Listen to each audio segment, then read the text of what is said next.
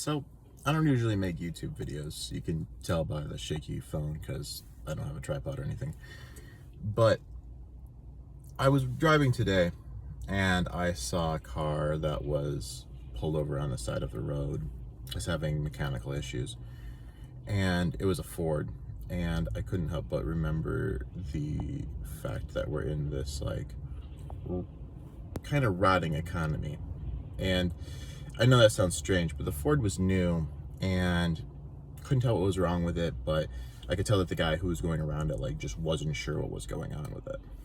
And if you don't know, Ford has had more recalls in the last 10 years than any domestic manufacturer of automobiles. And I think it kind of gets to a point where Ford, which is this icon of United States manufacturing, blue collar jobs, etc., is having such an internal crisis that even the CEO of Ford is saying okay, we have to fix this, it's out of control. And it's interesting because 100 years ago, a little over, when Ford got started, they were this new thing, this new revolutionary way of doing things. And it's interesting to see where we are 100 years from the 1920s as well. And it gets into this thing that I would kind of call the rot economy. And it kind of gets into the fact that we're in a very similar position than to where we were in the 1920s, basically.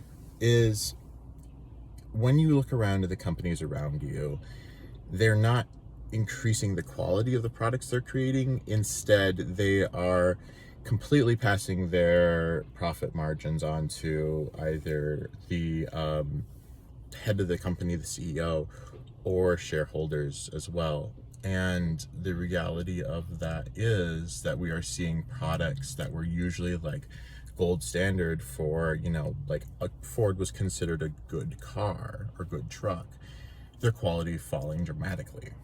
So why are we in this position, and why do I think it's similar to the 1920s? Well, 100 years ago, after we came out of World War I and the previous pandemic, which was much more deadly, it was the bird flu epidemic. The Spanish flu really started in probably China, but that's another story. Is that the whole world, after that happened, United States manufacturing got a bit of a bump, frankly, because we just had more people. And the other thing that happened was that many of these legacy companies from the 1800s were kind of at their crux of power and were starting to rot themselves. Ford was a new company. It was like the Elon Musk Tesla of its time, this whole new way of doing things, etc. There wasn't a system of manufacturing with conveyor belt systems that existed before it. That was revolutionary. And it's part of the reason why Musk kind of stylizes himself after Ford a bit. And we see that those dinosaurs of companies, the Rockefeller companies, all those huge titans, they were being passed on to their kids, etc. And so the drive to create those companies and maintain them was being also passed on to shareholders.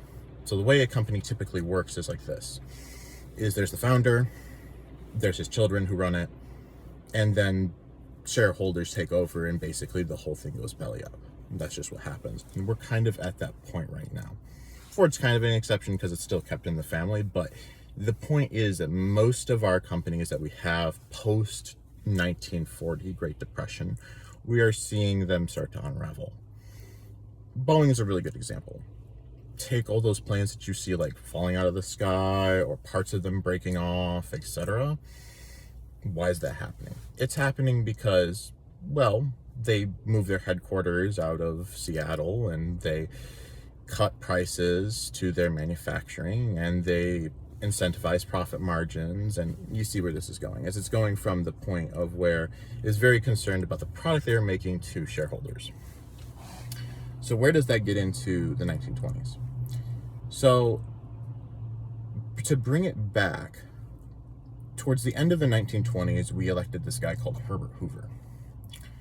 And for those of you who don't know, most people attributed him at the time wasn't with financial collapse. Like, that's not what people thought when they thought of him. Is they thought at the time he was this guy who ran the United States military's basically goods that were getting to the front line. All of the resources that were moved around during World War I were pretty much because of him. And he was really good at his job. And because of that, people trusted him inherently. So he gets elected, he's fairly popular, and some of the things that he really champions are this. He champions domestic manufacturing. You could say it's an America first sort of thing. And he has two main points of trying to increase domestic manufacturing. Because remember, Europe got bombed out from World War I, their manufacturing was down, and so he saw this opportunity. Now, his idea was this. He was going to put tariffs on other countries, and if you've heard this before, it's because it's nothing new. Tariffs have been around for hundreds of years, and they just frankly don't work. And there's a lot of reasons behind that. It's mostly because when you place a tariff on a good coming in from another country, they just raise the price of the good. So the consumer pays that price. But that was one of his plans, is he was going to put tariffs across Asia and Europe. He was particularly focused on, making sure that this was going to support domestic manufacturing. And of course, it did not. So what happens? So basically, he does this, and at the same time, there is an increased number of immigrants to the United States. Specifically, there's immigrants coming from East Asia, as well as there's immigrants coming from South America. If you don't know your American history, we had been meddling tremendously in that time in Mexico, South America, look into Pancho Villa and all that good stuff. We destabilized Mexico. Cool stuff. If you don't know what's going on in Asia at the time, look up this little guy called Mao Zedong and the rise of the Communist Party in China. Very, very powerful stuff and pretty horrible. But the point is that people were moving across the globe to get to the United States. And you have to understand that the Chinese Exclusion Act had been enacted for a while. So there was already pretty negative anti-immigrant statement, at least coming from Asia, but also certainly from Mexico and South America as well. So he was very anti-immigrant, and one of the other things he wanted to really crack down on was immigrants coming to the United States. Now, before he did that, cyclical migration was a big part of the U.S. economy. People coming up from Mexico to work in farms in the United States. I grew up in northern Michigan, across from cherry farms, and you would always see these dilapidated, falling apart.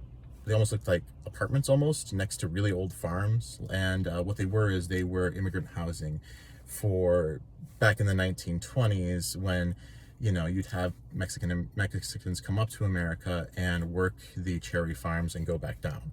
So for those of you thinking that like immigrants coming to the United States and doing these jobs is a new thing, it is very much not. And Herbert Hoover saw that and he didn't like it. He said, well, we're going to give those jobs to Americans.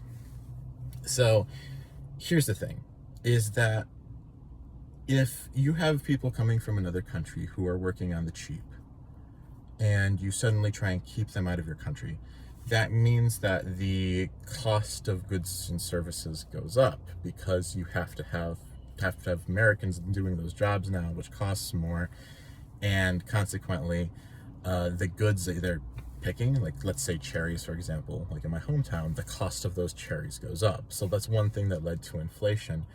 And on top of that, adding in that he's putting these tariffs on, which is also increasing inflation because now Americans are paying more for anything that's imported. So let's say the cost of domestic grown agriculture, like lumber, for example, is a good one. Lumber in the United States is being chopped down. It's more expensive because we're not using immigrants. We're importing more from Canada. Putting a tariff on that increases the price. Not trying to get too off topic, but here's where this comes back around to kind of a raw economy. And my point with the Ford is that you look at all of these factors that led to basically the Great Depression. First one was the fiduciary responsibility to your company. and all these great titan companies from like the 1800s going down, and how society around the time of the 1920s was this very hedonistic lifestyle. You saw these super rich people doing really crazy stuff. We see that a lot in our society today. Then you have the tariffs, then you have trying to stop immigration, and you start to see this in our own economy. And in a lot of ways, even though people call it the roaring 20s, keep in mind Hooverville's pretty much predate that. Like, there were soldiers in shanty towns protesting for their benefits before there was a depression even going on, and that the homeless numbers in the 1920s were going up. It was the roaring 20s for the what you would on the left would call like the 1%, right? But it's true is that the rich were effectively living this amazing hedonistic lifestyle in places like New York City. The rest of America was struggling. The bird flu that had happened had killed so many people globally. We're talking 60 to 80 million people. COVID killed nowhere near that amount. It's like 5 to 10 million max. So the common man who went through that, and then before that saw World War I, where again 60 to 80 million people died, like the average American was going through a lot, and they were not necessarily rich. On top of that, the Dust Bowl happening pretty much right after that, you get to this point where Americans were not doing great in the 20s unless you were very rich. And so their economy was effectively in this same sort of rotting, decaying point before it hit its zenith and the economy collapsed. So where are we at? I would say we're right smack dab in the same position we were back then. And we've just chosen to kind of put our foot on the accelerator with Trump. I'm not particularly left or right. I don't like identity politics. I think it's very stupid. But I do believe in policy, and I do believe in macroeconomics, and I do believe in facts. And the fact is that if these policies really do happen, they're not just bluster. And we do see these same sort of ideas come to fruition. There's a pretty high likelihood we're going to enter a serious recession or depression. I doubt depression because we have more regulation than we used to. Used to be in the United States, about every 30, 40 years you'd have a depression. And that's just realistic. If you don't believe me, look into the 1880s depression. It was really, really terrible. The point is that it's something that used to happen. We've put a lot more regulation in, but I do think we could go through a massive recession. And I do think this very short-sighted mentality of profit margins first and punishing people with sanctions, etc., it's just not a good way to create stuff. It's a good way to rot an economy, but it's not a good way to build one. Getting back to my point with the Ford, is that the Ford manufacturing company now put out a thing saying that their CEO is only going to allow bonuses for work-based performance, which is kind of insane when you think about that out loud. Is that people were getting these massive $100 million bonuses with no work to show for it. And it kind of makes you realize, like, kind of where we're at, is that you can literally be at the tippity top of a major US company, put no effort in, and get paid hundreds of millions of dollars anyways. And now that stuff is starting to hit the fan because of all the recalls on their vehicles, they're beginning to realize, can't do that anymore. And that's where I want to leave it off, is I think a company like Ford can pull it, turn it around, get it to where it needs to be. But everyone else that are really concerned about those fiduciary responsibilities, I highly doubt. Thanks for listening. My name is Frederick Kiesler. I'm super into history and macroeconomics. I don't really know if anyone watched the video.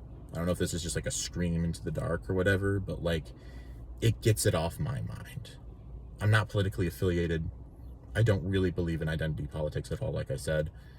I just wanted to get this off my chest because it's getting on my nerves at this point. Thanks for watching. Bye.